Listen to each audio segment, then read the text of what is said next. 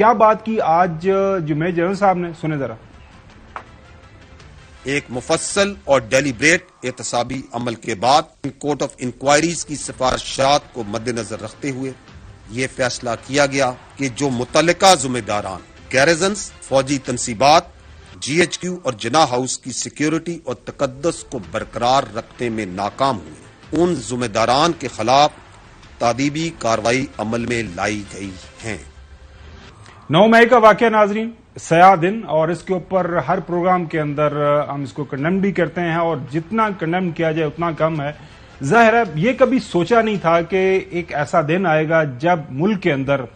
شہداء کی یادگاریں ہوں، آرم فورسز کے ڈفرنٹ جو تنصیبات ہوں، انسٹالیشنز ہوں، اس کے اوپر اس طرح بلوا کیا جائے گا، اس طرح بلوائی چڑھ دوڑیں گے. لیکن ظاہر ہے یہ تمام جو شرمناک واقعات تھے وہ ہم نے دیکھے، کیمرے کی آنکھ نے ریکارڈ کیے، اور اس کے اوپر with in the arm forces جو متعلقہ وہاں پہ لوگ موجود تھے ان کی طرف سے کیا وہاں پہ جو ہے ڈیوٹی کے حوالے سے کمیاں کوتاہیاں ہوئیں، ان کو سامنے رکھتے ہوئے کافی سینئر افسران کے خلاف جو کارروائی ہوئی ہے. کیا بتا رہے ہیں سنیے گا ایس پی آر کے ڈی جی صاحب. 3 افسران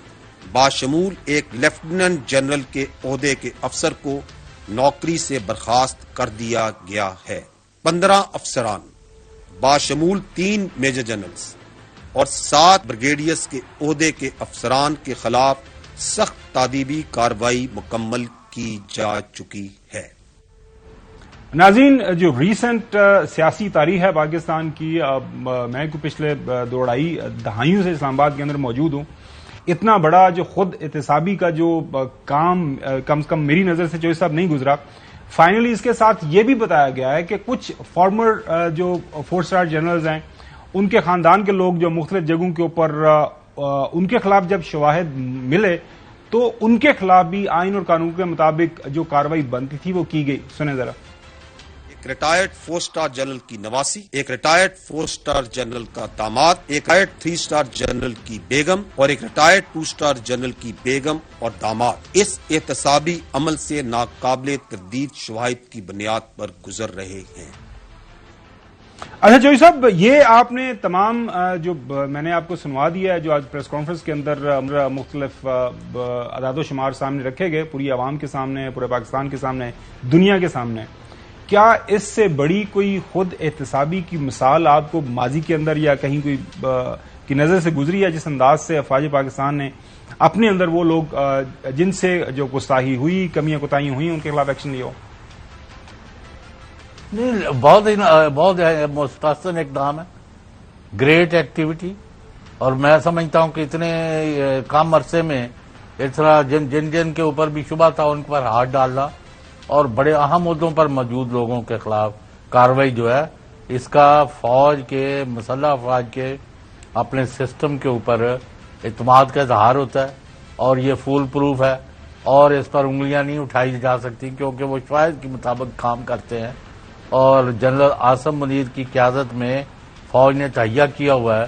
کہ جدھر بھی کمی کوتاہی نظر آئے گی اس کے اوپر پوری قوت سے کارروائی ہوگی، اور جو اس میں ملوث ہوں گے ان کو نہیں چھوڑا جائے گا. تو یہ اس کا نظر آ گیا ایک بات.